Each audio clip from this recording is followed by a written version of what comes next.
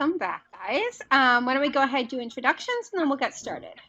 Okay, so I'm Lisa Palmer and I teach at Macomb High School, and together we teach Inclusion English. And I'm TJ Taylor, and I help with Inclusion English 10. This is my second year working with Ms. Palmer. Fantastic. So I know that last week we wanted to talk about the brown bag exam. Do you still want to talk about that this week? Well, I'll tell you the results. We gave the brown bag exam, and the day before, we were just talking about this, the day before the test, in our 8th hour class, we did a simulation. So we did exactly what you have to do for the brown bag. And we went through it, even the little partner, working in the group part. And we, for that, we applied it to Kill a Mockingbird or to Harry Potter. So it was to another book that we'd known that they'd read, or to any of the Harry Potters. Right. And I think because of that, it went really, really well. We ended up splitting the groups up because we have such a large class. And so 15 of the kids went to his room and 15 stayed in mine. And then within those groups, we had, they did the mini groups off that. So we had 5 3-person groups within our 2 bigger groups. I thought they went well. We we grouped the students on ability and on attentiveness, maybe, or behavior. So we didn't have several kids getting several groups off task. We kind of clustered them together, and then that seemed to actually focus them a little bit more. And then we were able to focus our attention, maybe, hey, make sure we're on task a little bit, instead of having to go to 3 or 4 different groups. We had to just go to 1. And one interesting group, we put 3 kids that have ability. They tend to get off task, so you're going to have to work today because the 3 of you are working together. And I was surprised. They did a nice job because someone had to take the lead. Right. So good. I'm glad to hear it. So I thought we prepared them really well. In my 4th hour class, I didn't spend as much time on the simulation or any of it, and it didn't go as well. So I think for this type of exam, because it's so different, they really need this.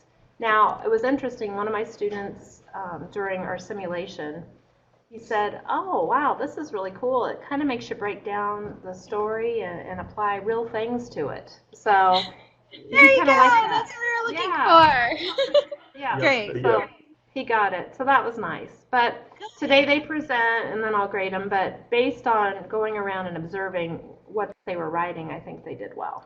And then with the kind of preparing them for it, we had, the foreign exchange kid who's never read Harry Potter or To Kill a Mockingbird. So we went a step further and did The Little Mermaid. So we made sure that everyone had some type of story that they could relate to help prepare them for it. There you go.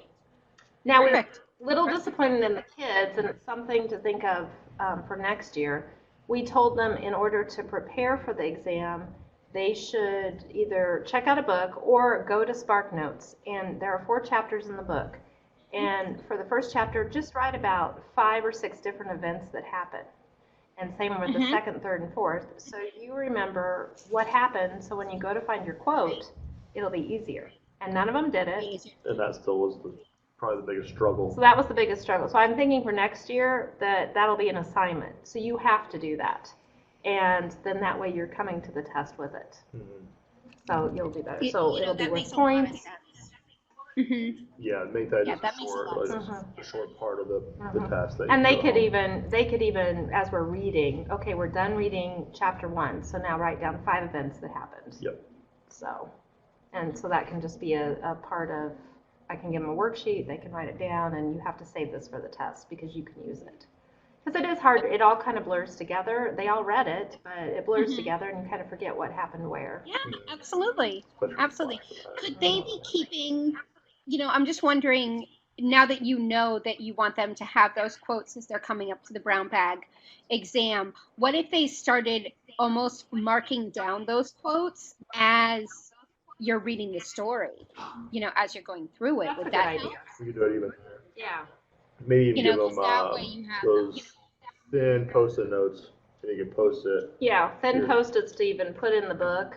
Only problem is, I only have, you have to share the book, but if everybody has to mark the same one, it would work. that would work. Mm-hmm. Or just to write it down. Mm-hmm. The other thing you might want to look at is they have, and I used these with my students last year, erasable highlighters. They are the coolest things. They're the coolest things ever. And that way they're not falling out of the book. So the kids can be actually highlighting in different colors, and it really does erase. And, you know, my teachers have always thought that they were pretty neat. So that might be something you want to look into. That might be a suggestion for you guys. Yeah.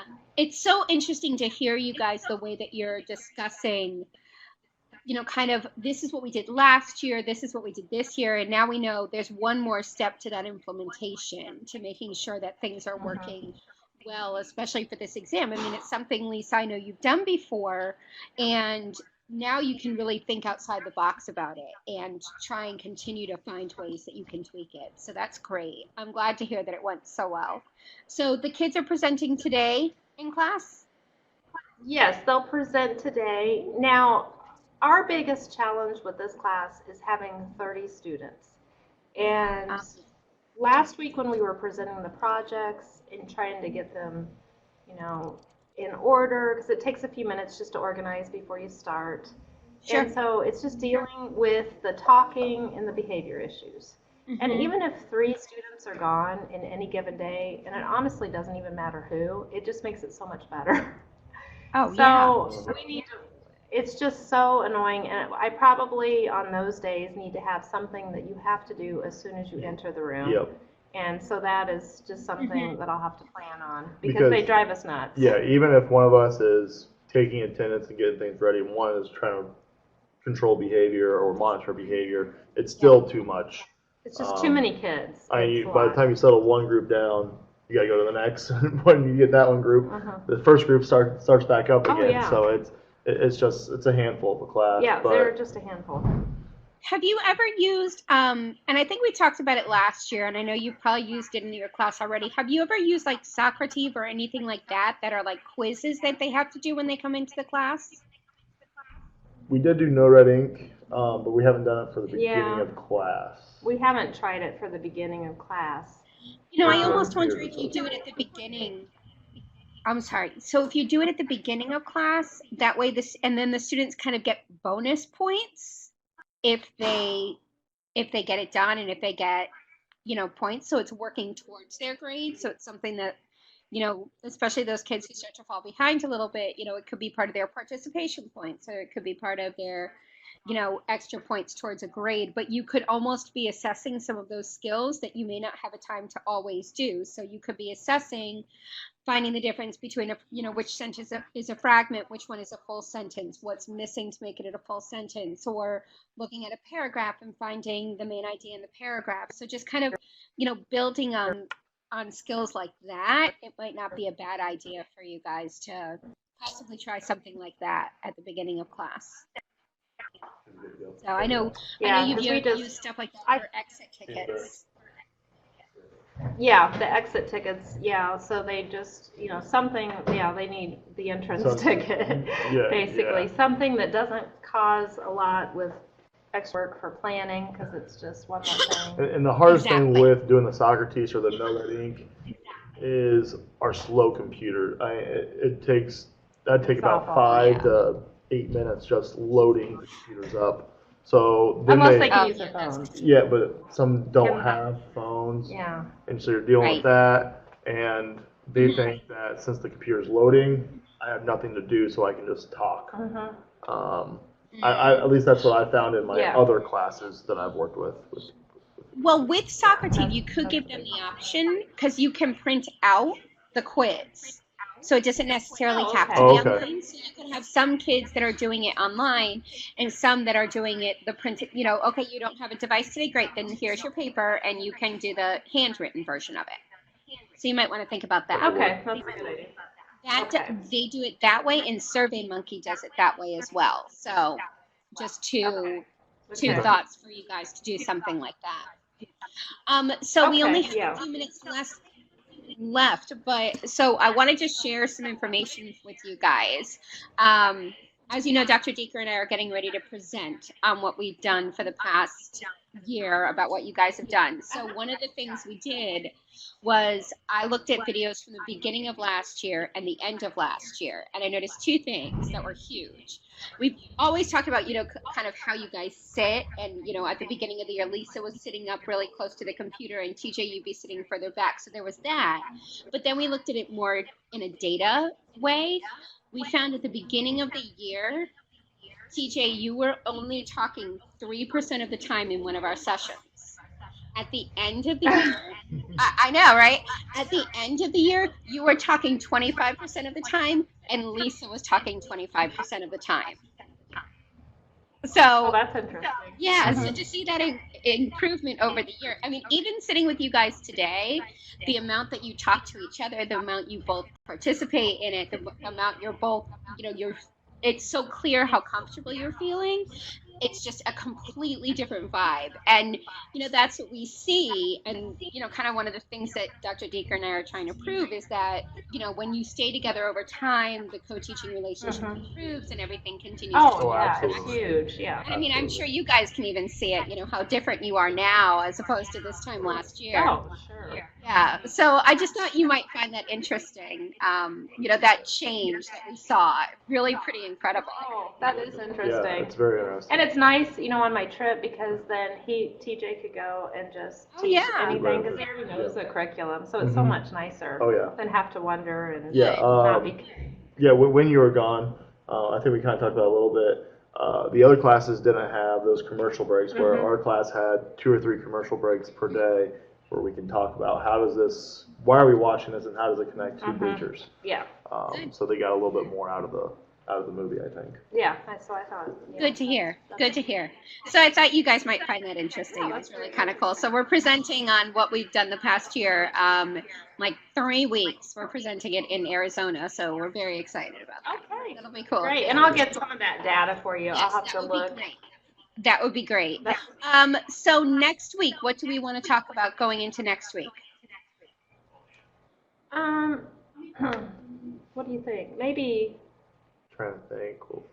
Well, I know that we're finishing this up. We're going to move into a little. I haven't even talked to him about it yet, but we kind of did. It's just a little bit about the grammar. Doing a little. I've got some Warner's books. And we have to decide. I've got the nonfiction articles that we probably need to do too. The home ones. So it's like a little jigsaw that they do with sports-oriented articles. Okay. And then that's one way to relate what we read to nonfiction. And with the PARC test, they have to do nonfiction. Okay. And they have to relate it. Yeah, I think we went from that to the houses, and that tied into the nonfiction. Fiction. Yeah. Okay.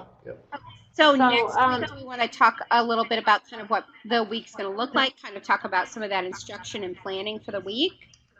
Yeah, and we can see how our week goes with their behavior and any more suggestions we might have with dealing with large classes. Because by 8th hour, my patience, both of our patience is gone. Yeah, absolutely. And it's just a lot of kids to deal with. And it's something that's not going away. I've seen it throughout all of my inclusion classes. The size of the classes are just continuously going up.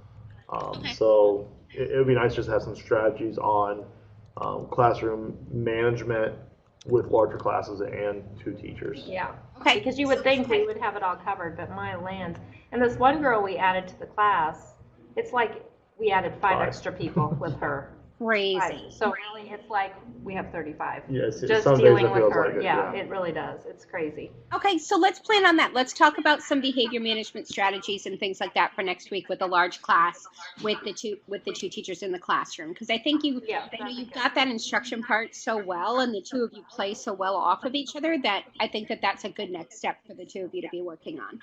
All right? Okay, great. Well, then I will see you guys next week. Okay, thank you. Sounds good. Okay, bye. Bye.